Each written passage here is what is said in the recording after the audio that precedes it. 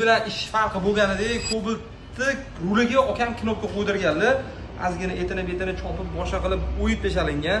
Xullas, qo'ysa bo'ladi, akkuratni qo'ysa bo'ladi. Biz bu xizmatni videosini joylamaymiz. Nega? Chunki biz bir o'sha payt skidga qilganimizda ajataj Cobaltlarni videolarigacha qo'yganmiz. O'sha paytdan keyingi o'sha videoni o'zi klientlarga o'sha yetyapti, oqimni shunda oqizib olib kelib beryapti. Xullas, bizani o'sha rul knopka professional darajada qo'yishimizni bilgan, kuzatgan, ko'rgan obunachilarimiz kelib shunday ham qo'ydirib ketishyapti. Nobodoga sizda Cobalt bo'ladigan bo'lsa, kelsangiz chiroyli qilib, mana shunaqa platalarga alohida mehr berib, har bittasini mana shunaqa knopkalarni, kruz kontrollarni yoqib beramiz. Bitta kelganingiz o'zingiz nima ishingiz bitadi?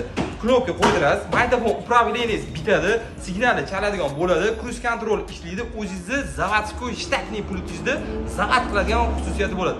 Hammasi ichida, oka.